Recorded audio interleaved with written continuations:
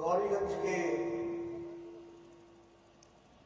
इस विशाल जनसभा में मंच पर उपस्थित हमारे क्षेत्र के पार्टी के अध्यक्ष श्री महेश चंद्र श्रीवास्तव जी, हमारे बहुत ही प्रिय और यहाँ के लोकप्रिय प्रत्याशी श्री चंद्र प्रकाश मिश्र मटियारी जी,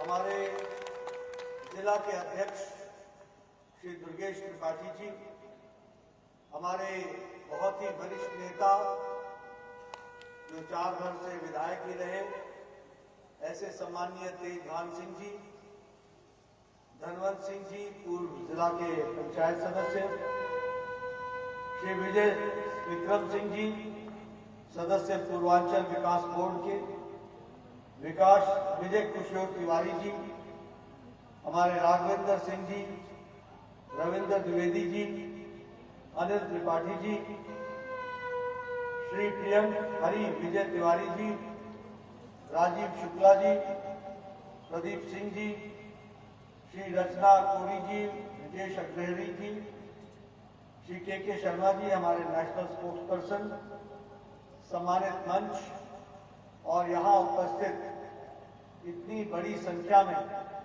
देवी और सज्जनों, मेरे नौजवान साथियों और मीडिया के मेरे साथी, प्रिंट मीडिया और इलेक्ट्रॉनिक मीडिया के साथी, मेरा ये सौभाग्य है कि मुझे आज इस पवित्र और ऐतिहासिक धरती पर आने का सौभाग्य मिला है जो प्रसिद्ध लोधी बाबा धाम के नाम से जाना जाता है।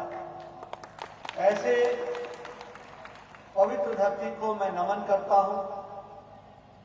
मुझे यह भी इल्म है कि यह पवित्र धरती मां दुर्गा भवानी के दिव्य मंदिर से सज्जित है। मैं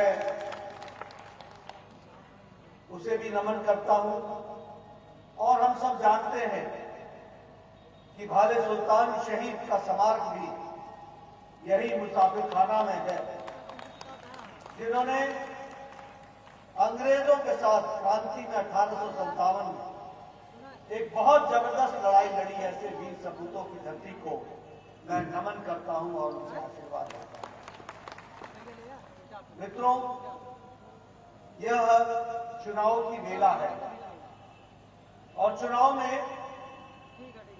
हर एक कोई अपना अपना रिपोर्ट कार्ड लेकर के लोगों से चर्चा करता है और हमेशा कहता है कि मैं ये करूंगा, मैं ये करूंगा, मैं ये करूंगा।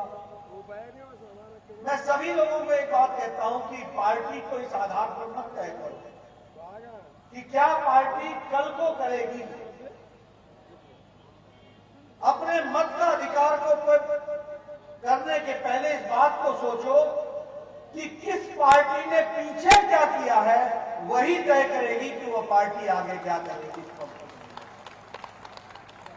और मैं कह सकता हूं कि यह भारतीय जनता पार्टी है जिसके नेता अपना रिपोर्ट कार्ड लेकर के आते हैं, तो ये दम और ये ताकत किसी और पार्टी को नहीं है। ये किसी को है तो भारतीय जनता पार्टी, किसी और को नहीं। कोई नेता ये हिम्मत नहीं कर सकता किसी भी दल का कि वो ये बताए कि मैंने पीछे क्या किया। ये ताकत है तो भारतीय जनता पार्टी को है कि जो कहा था वो किया है, जो कहेंगे वो करके देंगे। ये बात हम दावे के साथ करेंगे, ये हमारी ही ताकत है। मित्रों, हमारी पार्टी विचारधारा की पार्टी है। हम आपसे चंद्र प्रकाश मिश्र जी के लिए वोट मांगने आए। चंद्र प्रकाश जी को आपने वोट देना है और आपने वोट देने का मन भी बनाया, लेकिन वोट इसलिए नहीं देना है कि इनको आपने सिर्फ विधायक बनाना है।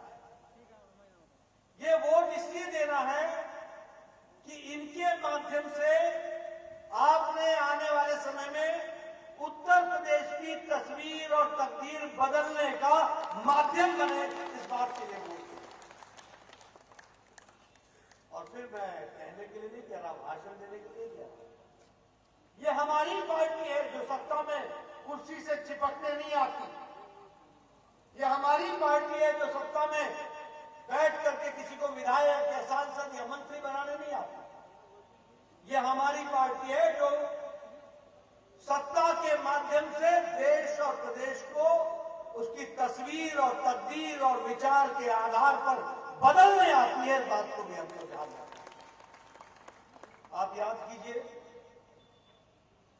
सारी पार्टियां धारा 370 के खिलाफ थी कि नहीं थी? बताइए, सारी पार्टियां थी कि नहीं थी?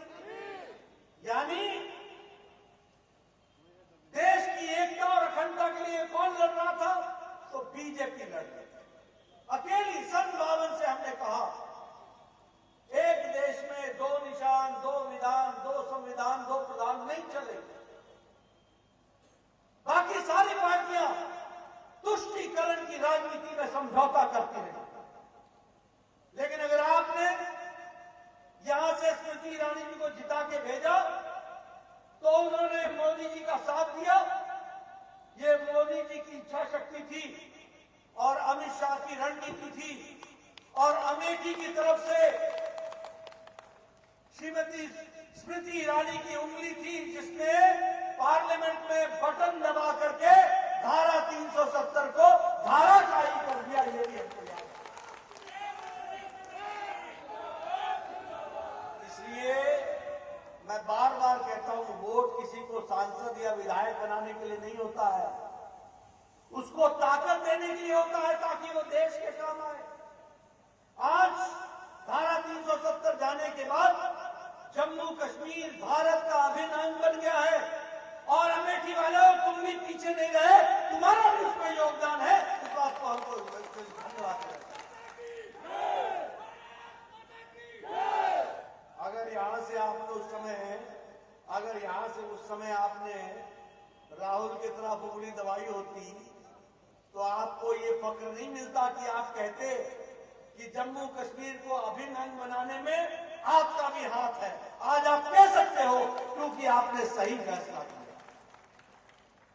ये हमको राजनीति की नजाकत समझनी चाहिए।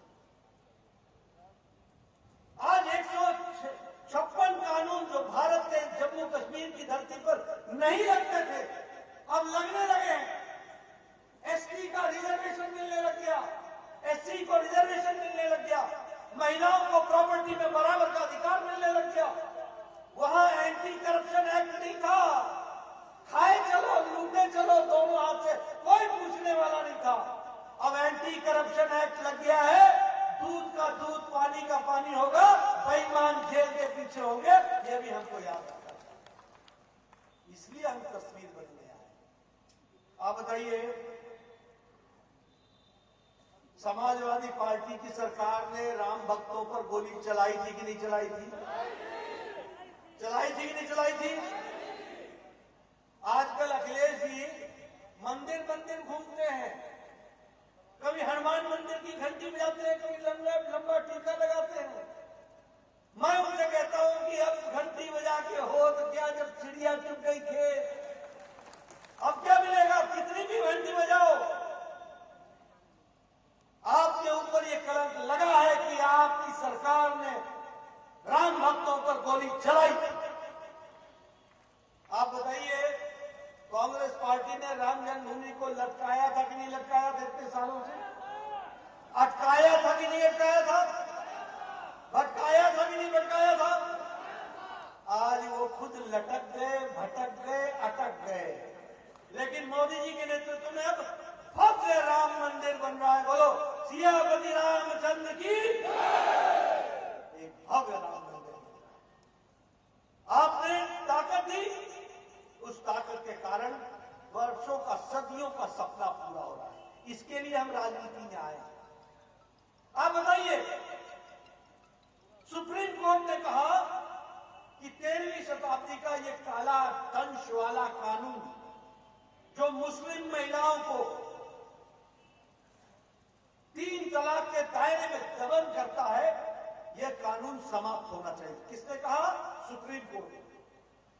किसी नेता में दम नहीं था, किसी नेता की रीढ़ की हड्डी में दम नहीं था कि ये 3 कानून हटा सके, ये 3 तलाक हटा सके, ये 3 तलाक हटा सके। सब तुष्टीकरण की राजनीति में लगे थे। हमारा मुस्लिम भाई क्या बोलेगा, हमारा ये भाई क्या बोलेगा, हमारा वो भाई क्या बोलेगा। संविधान के रक्षक भक्षक बनकर के खड़े थे। मोदी जी ने इच्छा शक्ति दिखाई और फिर स्मृति ईरानी जी ने, जिनको आपने ताकत दी थी, यहां से राहुल को बाहर भेजा था और आपने ताकत दी थी, उन्होंने फिर अपनी उंगली से दबा करके 3 तलाक के दंड से मुस्लिम महिलाओं को आजाद कर दिया। ये भी हमको ध्यान में रखना चाहिए।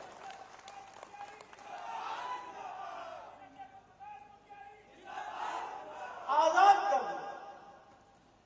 इसका मतलब समझो आपकी राजनीति में इन बातों का कितना असर पड़ता है। और इसीलिए जब हम चंद्र प्रकाश जी के लिए आपसे वोट मांगने आए हैं, तो हम उत्तर प्रदेश की तस्वीर और तकदीर को बदलने के लिए माध्यम ढूंढने आए हैं। ये हमको समझना। मित्रों, हमारा रास्ता है विकास, और विकास यानी अमेठी का विकास हो, सुल्तानपुर का विकास हो, गोरियागंज का विकास हो, अमेठी का विकास हो। ये हमारे विकास का नारा है। उनका नारा क्या है? विकासवाद। किसका विकास हो? परिवार का विकास। मेरा भैया, मेरा चाचा, मेरा ताया, मेरा। एक समय में समाजवादी पार्टी के परिवार के 50 लोग थे, जो या तो एमएलए थे, या एमपी थे, या जिला परिषद के सदस्य थे, या ब्लॉक के सदस्य थे। सारे मैं और मेरा परिवार। मित्रों, ये परिवारवाद देश के लिए और क्षेत्रवाद देश के लिए बहुत बड़ा घातक साबित हो रहा है। आज कोई राष्ट्रीय पार्टी नहीं रह गई भारतीय जनता पार्टी को छोड़कर। आइए आपको मैं थोड़ी देर के लिए भारत भ्रमण करा देता हूं। जम्मू कश्मीर पीडीपी और नेशनल कॉन्फ्रेंस दोनों परिवार की पार्टियां हैं। एक मुफ्ती मोहम्मद की है और एक शेख अब्दुल्ला, फरूक अब्दुल्ला। आप नीचे आओ, लोकदल चौटाला परिवार। आप यहां आओ, समाजवादी पार्टी परिवार की पार्टी। आप ममता के घर यहां वेस्ट बंगाल चले जाओ, परिवार की पार्टी। आप बिहार चले जाओ, आरजेडी परिवार की पार्टी। आप साउथ में चले जाओ, टीएसआर, टीडीपी, वाईएसआर, तीनों परिवार की पार्टी। आप दक्षिण में चले जाओ, तमिलनाडु डीएमके परिवार की पार्टी। आप पश्चिम में चले जाओ, महाराष्ट्र में एनसीपी शिवसेना परिवार की पार्टी। ये सारी पार्टियां क्षेत्र और परिवार की पार्टियां। और मुझे तो दुख के साथ कहना पड़ता है कि इंडियन नेशनल कांग्रेस न तो ये भारतीय, न ये इंडियन रह गई, इसमें भारतीय रहा ही कुछ नहीं, न ये राष्ट्रीय रह गई, ये अब क्षेत्रीय दल हो गया। और न ही ये कोई अखिल भारतीय दल है, अब ये भी भाई बहन की पार्टी हो गई। बाकी सब डफली बजाओ जिसको बजाना। इसलिए ये भारतीय जनता पार्टी जो गरीब, वंचित, पीड़ित, शोषित, समाज के अंतिम पायदान पर खड़ा व्यक्ति, जो पिछड़ा है, उसको मुख्य धारा में लाने का काम कर रही है, तो वो भारतीय जनता पार्टी है। और हमारे जितने भी योजनाएं हैं, आप देखिए, मोदी जी की हो चाहे योगी जी की हो, ये गरीब को मजबूती प्रदान करने वाली है। जनधन खाता हो, सौभाग्य योजना हो, उज्ज्वला योजना हो, उजाला योजना हो, ये जितनी भी योजनाएं हैं, ये सारी योजनाएं महिलाओं को, युवाओं को, गरीब लोगों को, वंचित को, पीड़ित को ताकत देने वाली है। ये हमको ध्यान रखना है।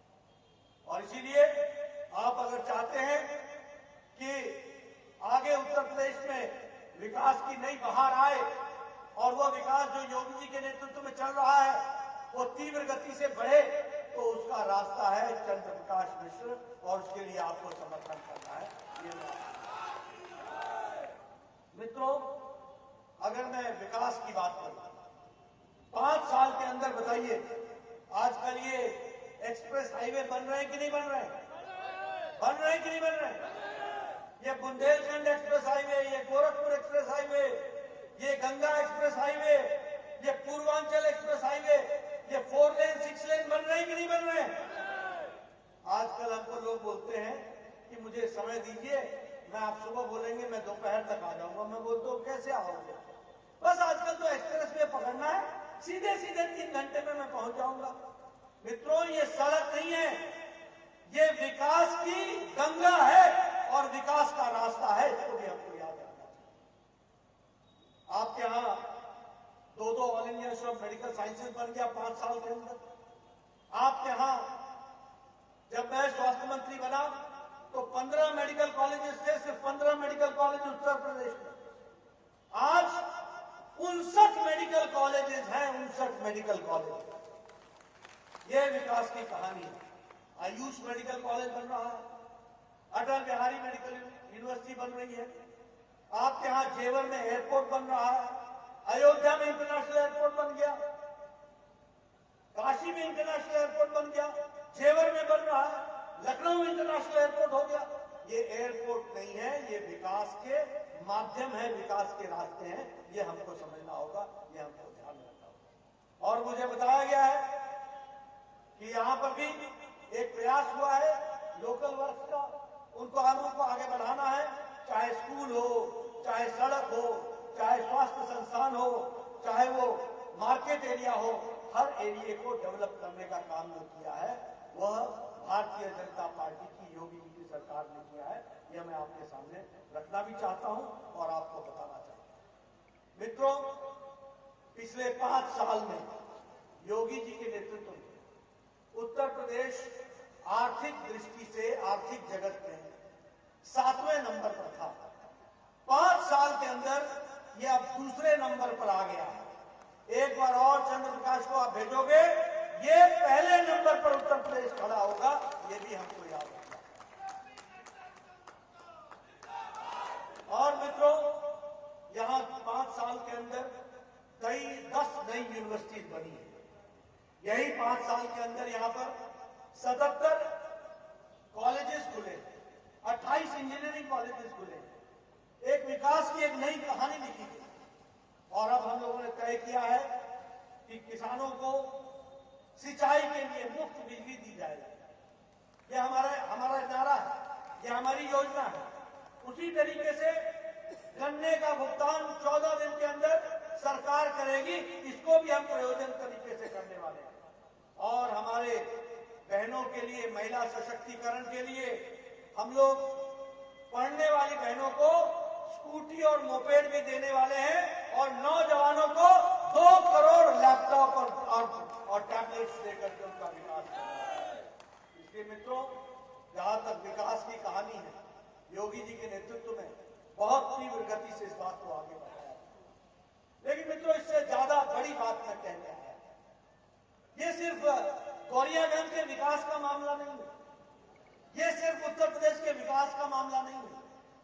उत्तर प्रदेश को अगर शांति, अमन, चैन के साथ आगे बढ़ाना है, अगर गौरियागंज को कानून व्यवस्था के अंतर्गत रखना है, अगर शांति, अमन, चैन बनाए रखनी है, तो उसका रास्ता है तो चंद्र प्रकाश मिश्र के माध्यम से है। इसको भी हमको याद रखना है। और फिर मैं कहने के लिए नहीं कह रहा हूं, आप बताइए 5 साल पहले यहां माफिया राज था कि नहीं था? माफिया राज था कि नहीं था? बहनें, माताएं असुरक्षित थी कि नहीं थी? आप बताइए, पिछले 5 साल पहले अखिलेश जी के जमाने में 200 दंगे हुए थे कि नहीं हुए थे? आप बताइए, 300 बार उत्तर प्रदेश बंद हुआ था कि नहीं हुआ था? आप बताइए, यहां कर्फ्यू लगा था कि नहीं लगा था? और पिछले 5 साल में एक भी कोई भी दंगा नहीं हुआ है। ये दंगा रहित रहा है, ये भी हमको ध्यान रखना। आप बताइए, गौरीगंज में कोई दंगा हुआ 5 साल में? आप बताइए, यहां पर कोई बंद हुआ? आप बताइए, यहां कोई किसी तरीके का कोई झगड़ा या कोई इसी तरीके का हुआ, दंगे की तरीके का?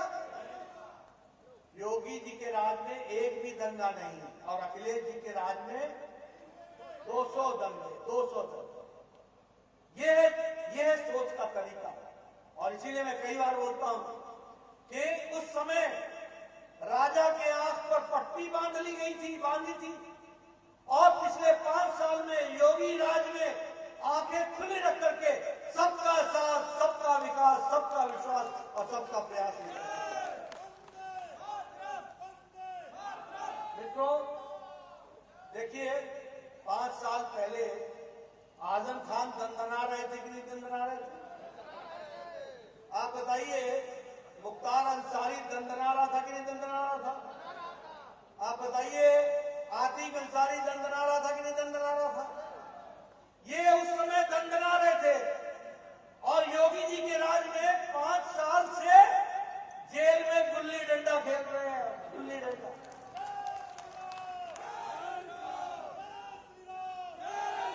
कानून वही है, कानून वही है, राजा बदल गया। उस समय का राजा जो था उसने आंख में पट्टी बांध रखी, तुष्टीकरण के चश्मे से देखता था। ये खान साहब बोलता था, साहब। ये इन लोगों को साहब करके बुलाता था। आजकल ये जेल में है बैठे हुए, और समाजवादी पार्टी वो पार्टी है जिसके आधे नेता जेल से लड़ रहे हैं, आधे जेल पर लड़ रहे हैं। यह माफिया राज जो उस समय था। और अब तुमको फर्क साफ दिखता है कि नहीं दिखता है? फर्क साफ दिखता है कि नहीं दिखता है? योगी जी जैसा नेता ईमानदार दिखता है कि नहीं दिखता है? दमदार दिखता है कि नहीं दिखता है? असरदार दिखता है कि नहीं दिखता है? मोदी जी का आशीर्वाद दिखता है कि नहीं दिखता है? मित्रों, ये फर्क आता है, इसको भी हमको याद रखना चाहिए। मुजफ्फरनगर के दंगे हुए, 92 लोगों की मौत हो गई, 5000 लोग परिवार पलायन कर गए, केरला से 60 परिवार पलायन कर गए, कोई पूछने वाला नहीं था। आज वो सब वापस आकर के अमन चैन की जिंदगी जी रहे हैं और पूरे अधिकार के साथ जीत रहे हैं। ये भी हमको समझना चाहिए। मित्रों, अभी मुझसे किसी पत्रकार ने पूछा कि ये जो अखिलेश जी हैं, ये उत्तर प्रदेश का चुनाव कैसा लड़ रहा है? मैंने उस पत्रकार को कहा कि 3 दिन पहले तक तो वो उत्तर प्रदेश का चुनाव लड़, लेकिन जिस दिन उन्होंने करहल में अपने पूज्य पिताजी को बुला लिया, तो उसके बाद वो उत्तर प्रदेश का चुनाव नहीं लड़ रहे हैं। अब वो करहल में सीमित हो गए हैं और वहीं के लायक हो गए।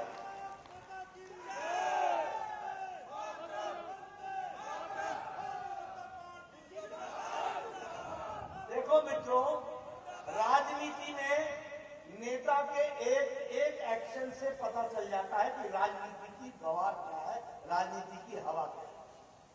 अगर उनको पूज्य पिताजी को करहल लाना पड़ गया और किसी सीट पर नहीं, करहल पर, इसका मतलब घर की धरती हिल गई है, हिली हुई है। और ये हिले हुए लोग अब उत्तर प्रदेश का चुनाव कहां लड़ेंगे? अब तो ये करहल का चुनाव लड़ेंगे। ये भी हमको समझना चाहिए। मित्रों, मैं जानता हूं कि धूप काफी है, काफी देर से आप इंतजार कर रहे हैं, मैं आपका ज्यादा समय नहीं लूंगा, लेकिन हाँ इतना जरूर कहूंगा कि कल छाए का अगर आनंद और लुत्फ उठाना हो तो आज धूप के रहना पड़ेगा। इसको भी हमको समझना चाहिए। मित्रों, मैं आपके सामने 2-3 घटनाओं का जिक्र करूंगा, और वो सिर्फ इसलिए जिक्र करूंगा कि आप समझ लीजिए कि अखिलेश के माध्यम से समाजवादी पार्टी की तरफ से उत्तर प्रदेश के ऊपर किस तरीके के काले बादल मंडरा रहे हैं, उससे मैं आपको अवगत कराना चाहता हूं। और किस तरह की समाजवादी पार्टी की सोच है, नीयत है, नेता की नीयत है, वो अभी आपको बताना चाहता हूं। मैं चाहूंगा मेरे पत्रकार भाई मेरी बातों को सुने और नोट करें। और अखिलेश जी जब आपके गोरीगंज के धरती पर आते हैं तो उनसे मेरी तरफ से सवाल पूछे।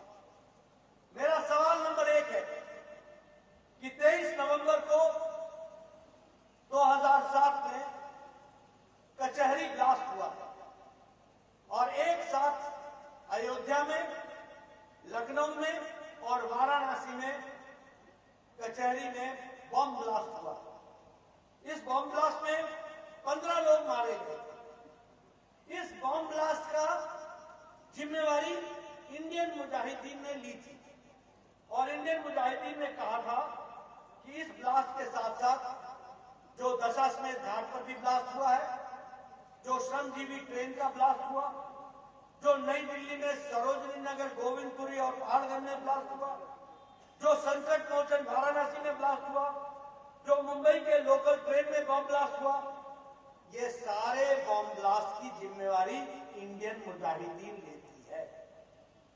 ये कब की घटना है? 23 नवंबर 2007।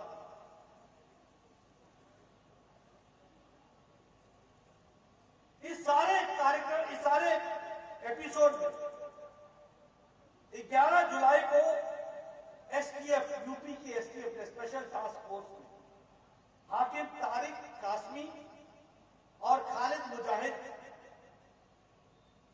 जो जौनपुर का रहने वाला था, और तारिक कासिम जो था वो आजमगढ़ का रहने वाला था, दोनों को पकड़ा।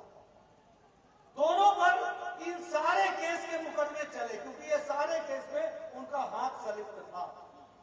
लेकिन दुख की बात मुझे कहनी होती है और मैं आपके साथ कहना चाहता हूं कि दुख के साथ कि 26 अप्रैल 2012 बतौर मुख्यमंत्री अखिलेश जी ने सामाजिक सद्भाव का बहाना लगाकर इन दोनों के दोनों आतंकवादियों को छोड़ने के आदेश। समझ लो समाजवादी पार्टी के नेता का हाल। आतंकवादियों के लिए जो नौ बम ब्लास्ट में जिनके हाथ रंगे हुए थे, सने हुए थे, उनको छोड़ने के लिए 23 अप्रैल 2012 को बतौर मुख्यमंत्री आदेश दिया कि तुम इन केस को वापस लो। इलाहाबाद हाईकोर्ट ने कहा मुख्यमंत्री को यह अधिकार नहीं है कि ये केस वापस होंगे। केस चलेगा।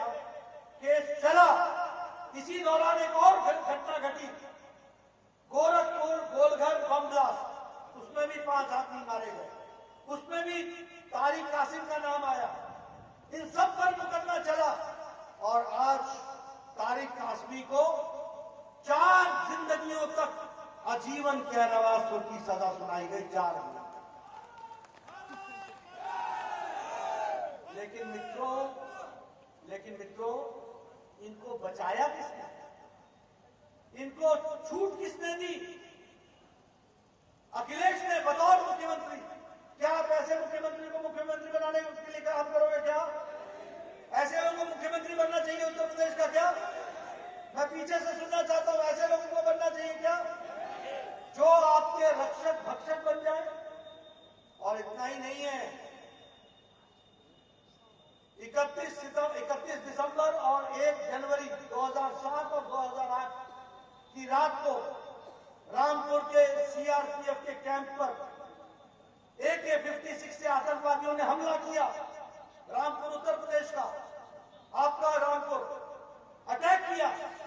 7 सीआरपीएफ के जवान मारे गए, 7 माताओं की कोख सूनी हुई, 7 बहनें विधवा हो गई, बच्चे अनाथ हो गए, किसी ने सुन नहीं ली। एनआईए ने एक शहाबुद्दीन व्यक्ति को पकड़ा, बिहार का रहने वाला था, इन भारत और नेपाल के बॉर्डर पर पकड़ा गया। उस शहाबुद्दीन से जब पूछताछ हुई तो 7 लोग पकड़ाए और शहाबुद्दीन वह लश्कर-ए-तौयबा का भारत का कमांडर इन चीफ था, वो उसका मुख्य अभियुक्त था। यही 23 अप्रैल 2012 को अखिलेश जी ने उसको भी मुक्त कर दिया और उसके खिलाफ भी केस विड्रॉ कर दिए। ये थे तुम्हारे उत्तर प्रदेश के पूर्व मुख्यमंत्री। फिर इलाहाबाद हाईकोर्ट ने कहा कि ये केस तुम वापस नहीं ले सकते हो। केस चला, 4 लोगों को सजाए मौत हुई और 3 लोगों को आजीवन कारावास हुआ। ये बात थी। कल अहमदाबाद के कोर्ट का फैसला आया है, 38 लोगों को सजाए मौत हुई है। 70 से ज्यादा लोग मारे गए थे बॉम्ब ब्लास्ट में, 16 जगह। एक 70 मिनट के अंदर 16 जगह बॉम्ब ब्लास्ट हुआ था अहमदाबाद में। मोदी जी उस समय मुख्यमंत्री थे, उन्होंने कसम खाई थी कि दूध का दूध पानी का पानी करेंगे और आतंकवादियों को पकड़ेंगे। कल उसमें से 38 लोगों को सजाए मौत की सजा सुनाई गई। ये होता है राज्य जिसको हमको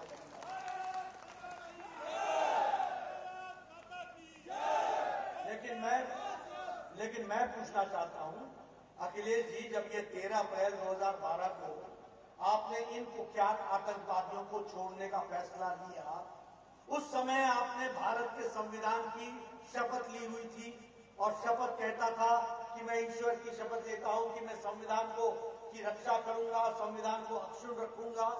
आपने क्या निभाया? आपने शपथ ली थी कि मैं ईश्वर की शपथ लेता हूं कि मैं आतंकवादियों की रक्षा करूंगा, आतंकवादियों को अक्षुण्ण रखूंगा, उनको बचाऊंगा, उनको संभालूंगा। उत्तर प्रदेश जाए जहां जाना है, मुसीबत आए जितनी आनी है, हमने तो आतंकवादियों का साथ देना है। यही नहीं किया उन्होंने? क्या यही किया कि नहीं किया?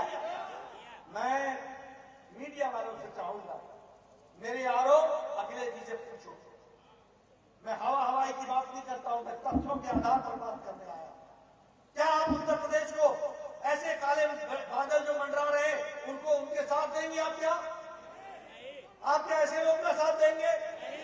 इसलिए मैं आपसे कहना चाहता हूं, ये चंद्र प्रकाश का चुनाव नहीं है, ये चंद्र प्रकाश के माध्यम से उत्तर प्रदेश के विकास का, गौरीगंज के विकास का चुनाव है, शांति अमन चैन का चुनाव है।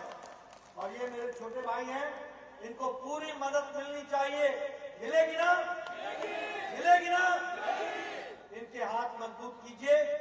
ये मजबूत होंगे तो योगी जी मजबूत होंगे, योगी जी मजबूत होंगे तो मोदी जी के कार्य को और योगी जी के कार्य को मोहर आप लगाएंगे तो वो आप चंद्र प्रकाश के माध्यम से लगाएंगे। इसको आप याद रखें।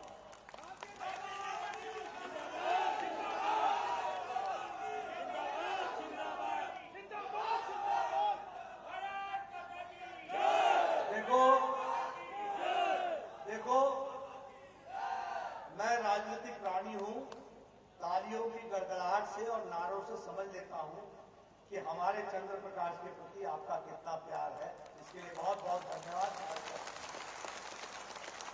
लेकिन एक बड़े प्रश्न के लिए फिर से मैं आपको आह्वान करने आया हूं। मित्रों, ये एक ऐसा चुनाव है जो विकास को आगे ले जाने वाला चुनाव है। ये ऐसा चुनाव है जो उत्तर प्रदेश को देश का नंबर 1 बनाने वाला चुनाव है। ये ऐसा चुनाव है जो उत्तर प्रदेश में खुशहाली दिखाने वाला चुनाव है।